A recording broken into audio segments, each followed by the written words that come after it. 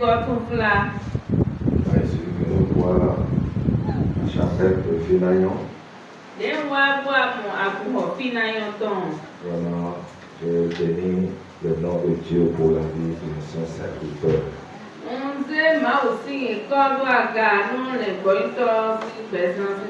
Vraiment que Dieu bénisse cette église. De l'église. Les diacres. Je rends grâce à Dieu. Comment?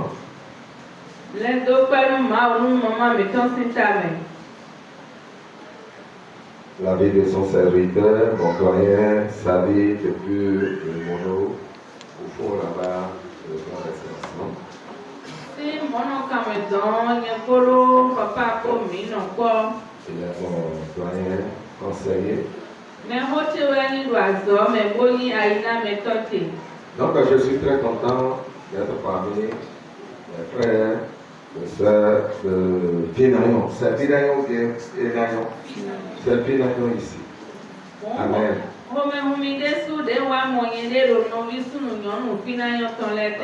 Finayon là, je comprends toujours les deux noms.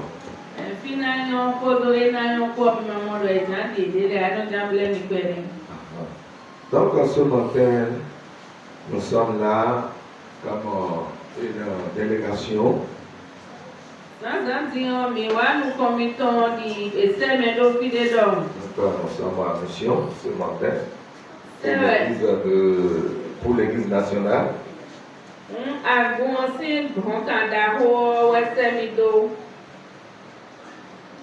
Je suis votre pasteur ce matin pour quelques minutes.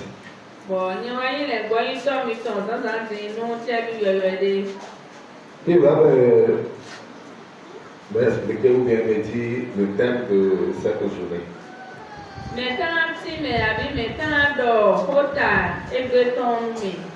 Non, c'est un thème populaire. Qui va me donner? Le thème de la semaine ou bien le thème de ce dimanche? Il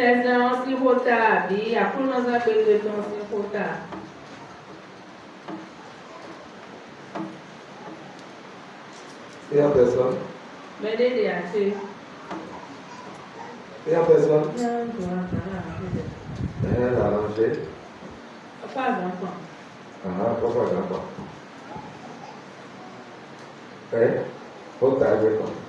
Alléluia. Ouais. Moi, je ne sais pas s'il y a un thème, mais pour ce que je connais, c'est une journée réservée pour les collectes des fonds pour l'implantation de la télévision de l'AD. Merci beaucoup. C'est ce que moi je connais. Oui, merci beaucoup. Nous allons acclamer notre papa.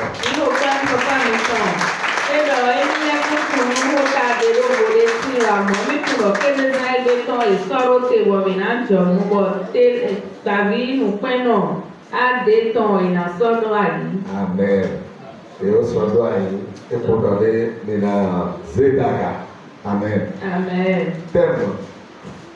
Éclat divin.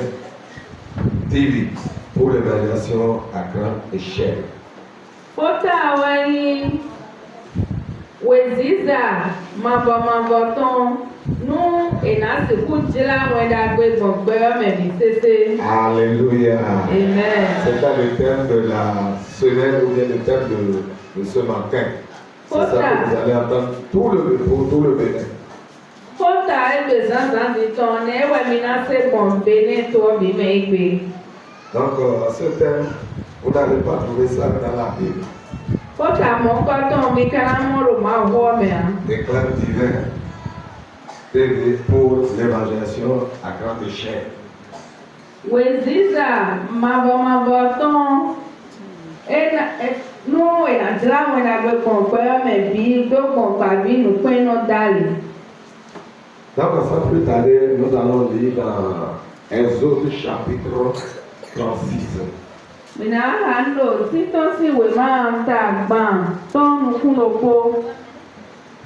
À partir du verset 1er jusqu'à 6. Bẹ́sí àfọ̀nù kọ́tọ́nzé àìzẹ́gọ̀. Ou bien nous allons commencer à partir du chapitre verset 2. Églọ́mìnà bẹ́sí àfọ̀wégọ́dí. Si quelqu'un est là. Moïse appela Bezalel, Oholab et tous les hommes habiles dans le cœur desquels l'Éternel avait mis de l'intelligence. Tous ceux dont le cœur était disposé à s'appliquer à l'ouvrage pour exécuter. Il prit devant Moïse toutes les offrandes prélevées que les Israélites avaient apportées afin d'exécuter l'ouvrage pour le culte du lieu saint. Chaque matin, on apportait encore à Moïse des offrandes volontaires. Alors tous les hommes habiles qui exécutaient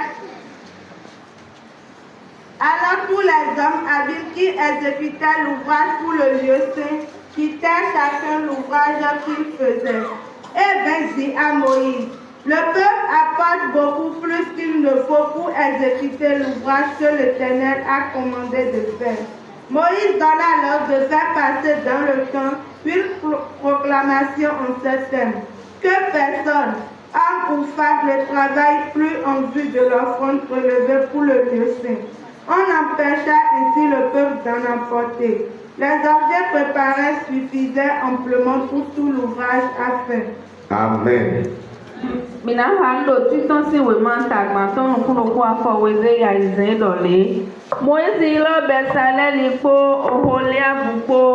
Boyila sunu dele e alonu ye tome gandi bo ma ko so nukunu monje nu medo ayimena bo yedo tlo dagbe bona wa azole bi.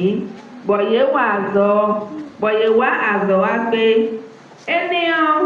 Enio ebe nue Israel vile hewa bo enagba ma okweyo nale binu ye bo ye be azo sansan tegbe yo meleno henu wanu Moizi ko yede suno si juroko eneo azo wato ero ma okweyo si azo wale bido azo ye ton lete bo wa Moizi gan bodo nido nue hewa weto guode sukpohu nue edo namo bodo wazo e mabo zonle eneo Moïse do bo edo kan bon fi edo gonu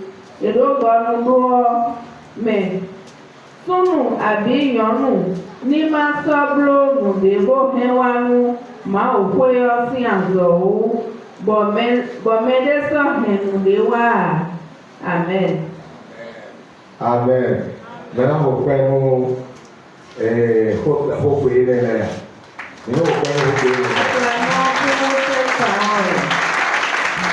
Amen. Amen. Donc, chers frères et sœurs en Christ,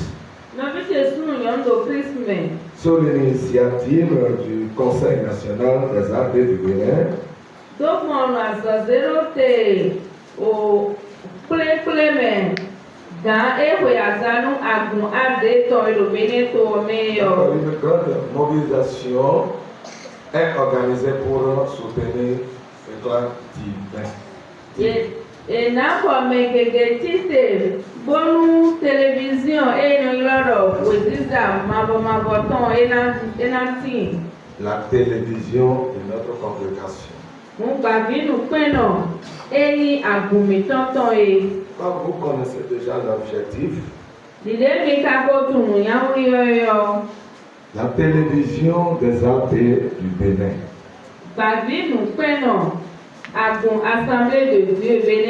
Que nous avions tant entendu est en train d'arriver.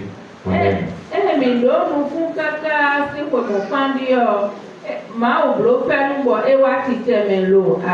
Plus de 75 ans d'existence.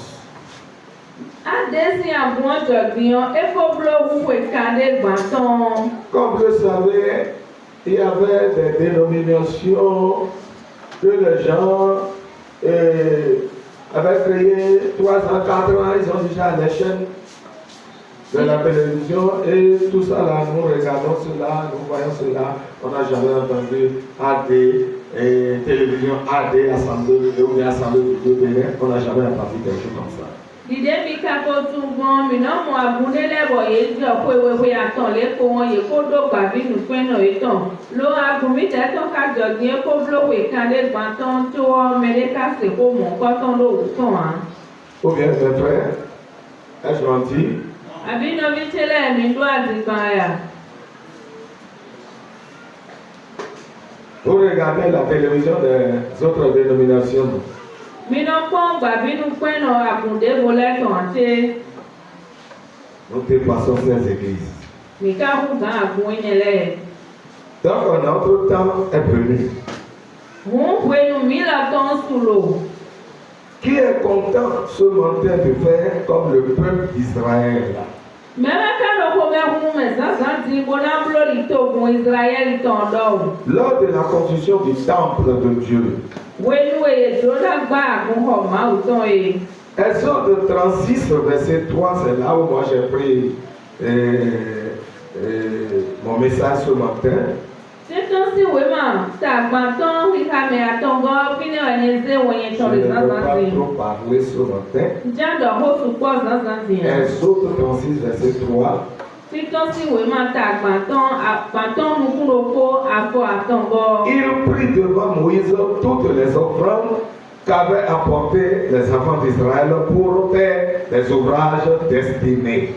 Nunina tẹmẹtẹmẹ yè hẹwà gbónúwè náà wà àzọ èdò tẹlẹ ọ yèyí nunina nílẹ ló mọ èyí sí.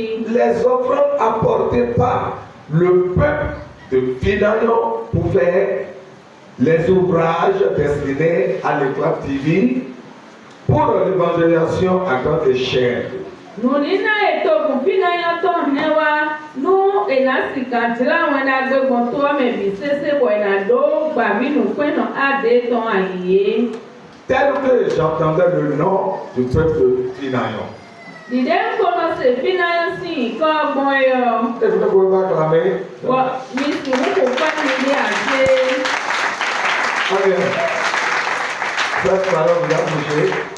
Àbí kó ọ̀dọ̀ lẹ́nu mi àìdọ̀lù nínú ìfínà yàn hẹwà ẹ̀ ó tẹ̀lé ọ náà tì. Il est dit que chaque matin, on apportait encore à Moïse des offrandes volontaires.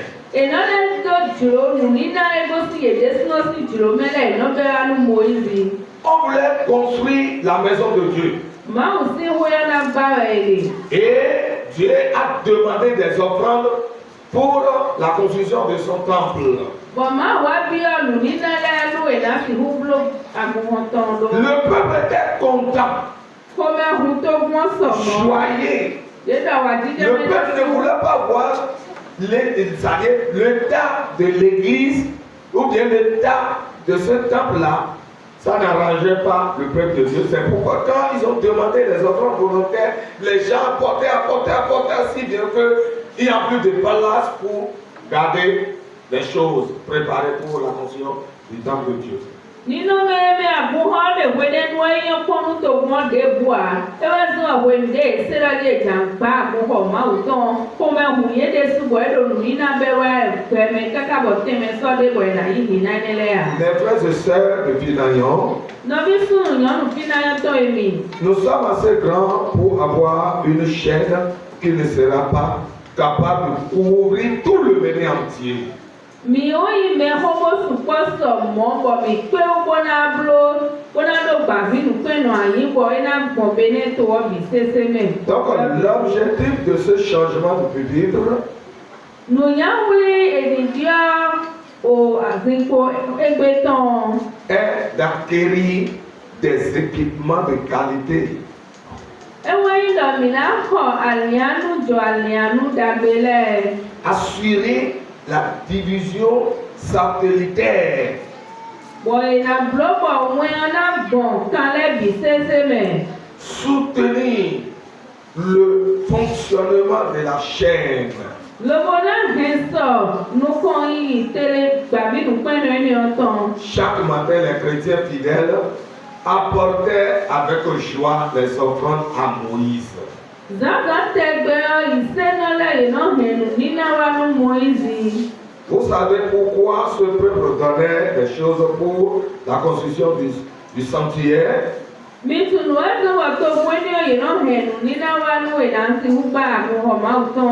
C'est une honte pour le peuple de voir la maison de Dieu dans un état mauvais.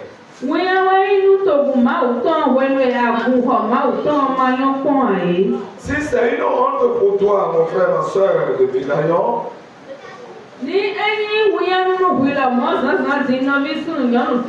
de voir que notre grande assemblée,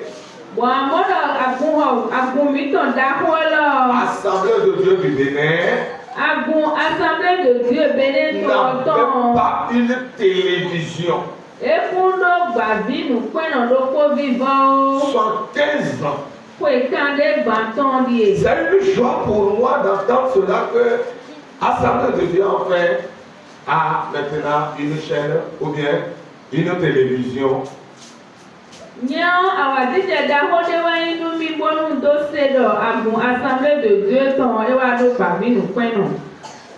Prochainement, je pense que tu as déjà commencé par regarder ta chaîne, ta propre chaîne.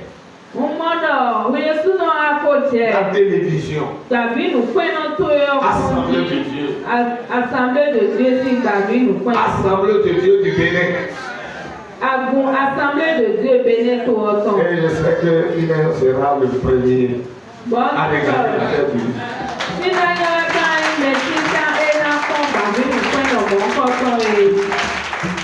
Vous allez me demander pourquoi le pasteur a dit que Pinayon sera le premier.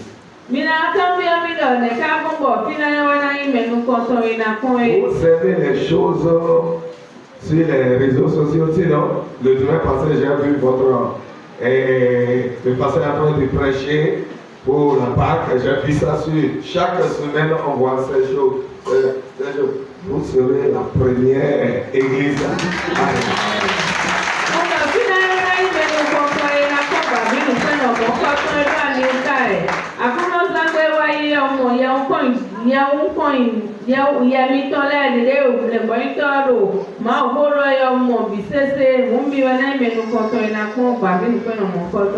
Amen. Et votre pasteur, je sais que tel que vous êtes ici là, le pasteur, chaque fois il sera à la télé pour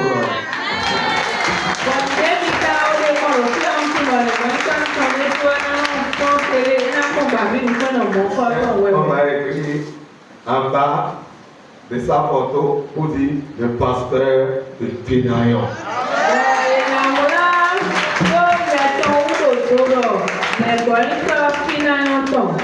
Vous êtes content, non? Vous êtes content? Hein? Oui? Il a dit que les ouvriers sont obligés d'aller dire à Moïse.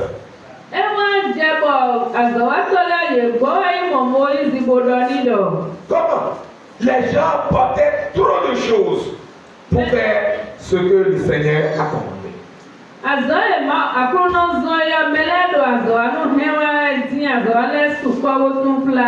Et le travail évoluait seulement. Ça marche. Moïse, ce que tu vas faire,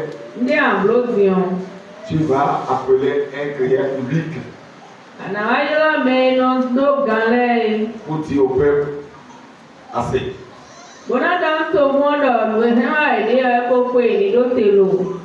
Amen. Amen.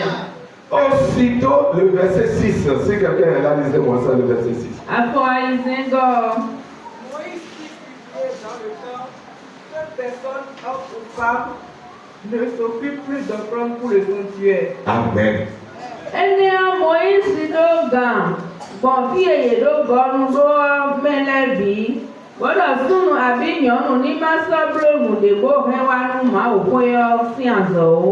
Aussitôt Moïse commande de dire à travers tout le camp, plus personne, ni homme ni femme, ne doit plus préparer de dons pour le lieu saint.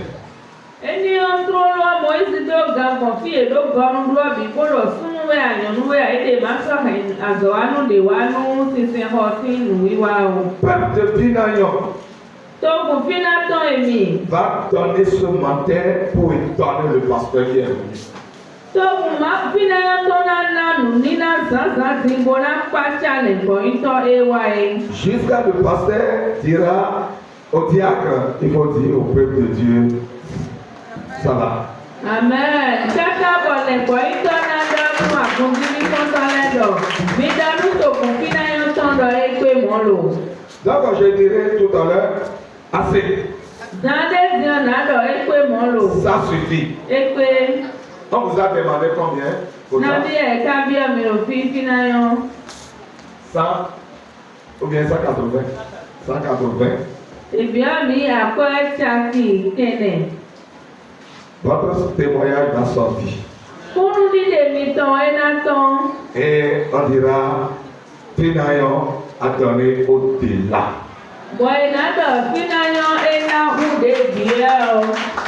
Tel que Finayon est content, attend que AD Bénin a une chef de file. Les gens vont acclamer, acclamer. Regardez tout ce que vous avez fait. Ça, c'est très bon. Que le Seigneur vous bénisse. Amen. Amen. Na ho kwenu finayo e na ho kwenu mi do nuwe mi no blo temeteme le o mi ponde mi blo se ho mi ton lo boyo ko e. Amen. Akuno ni do mi. Vous allez donner plus que 180 000. Akwade mi na zanzanti e na hu gan akwa chaki kene. Et les gens entendront que vous avez donné au-delà. La télévision est destinée à faire quoi? À l'évangélisation. L'argent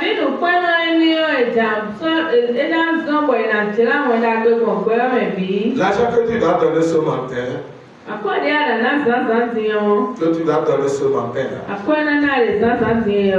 va évangéliser tout le monde entier. Moïse va crier. C'est trop. Il n'y a plus de place. Ce que vous avez apporté, ça va. Mon frère, ma soeur de Finayon, ce matin, pour faire avancer l'œuvre de l'État TV,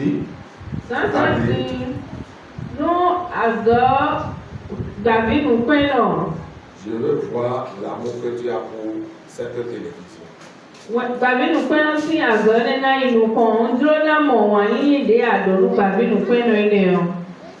Nous dépassons 180 ici.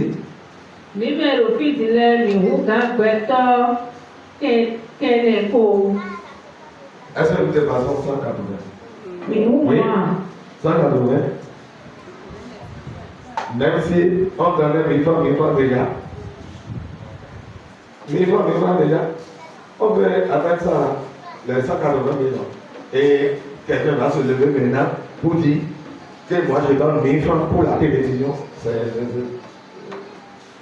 n'est pas bon quoi. Et non, c'est là. Allez, combien de temps tu vas donner 1000 francs? Hein?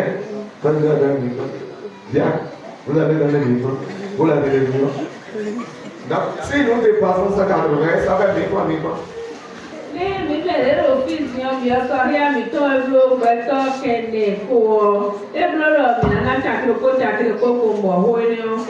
Ou bien une seule personne peut se lever. Maintenant, c'est dans. J'étais dans le moulot Koufo et on voulait acheter la batterie. Et on a commencé par crier chaque jour.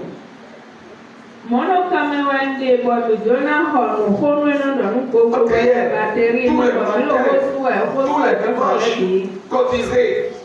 On va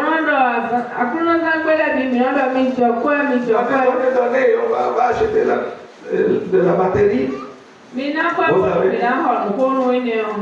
gens prenaient les parts, les gens m'embinaient les choses. Mais une seule personne, à la prière maintenant, elle est venue moi, pasteur, il ne faut plus payer ça là. L'agent qui va acheter ça là, pasteur, c'est ça ici. Ce qu'ils ont donné là, il faut les décider. Ça s'acclame, non, mais. Oh, ça, le côté. Mais ouais, des hôtels, ça, il y a un novice, donc, au gate, tu pour les boys, oh, batterie, au millénaire, au milieu, mais ma tête, au quoi, et à vous, millénaire, mais manier, quoi, au Zécaïko. Voilà, hein, vous ne connaissez pas la honte, bien. Si quelqu'un se lève maintenant pour dire, mes frères, pasteur, moi je donne 180 000 pour, on va pas dire. Je vais prier pour eux, on va pas dire. Mais on peut faire la petite pour moi, on est going to ça, c'est après on va aller, on peut aller, il y a ça là, il y a on est pour moi, il Amen. Amen. Amen. Amen. Est-ce qu'il y a quelqu'un comme ça? Mais le film, moi. Il a fait ça à la part de tout le monde. Ouais, n'a floro à moi, mais c'est ça. S'il n'y en a pas, il ne devrait pas tenir de moi. Ni même quand on est martin, le midi, tiens. Dans le regard, on est deux corps, donc, il y a des. Je vais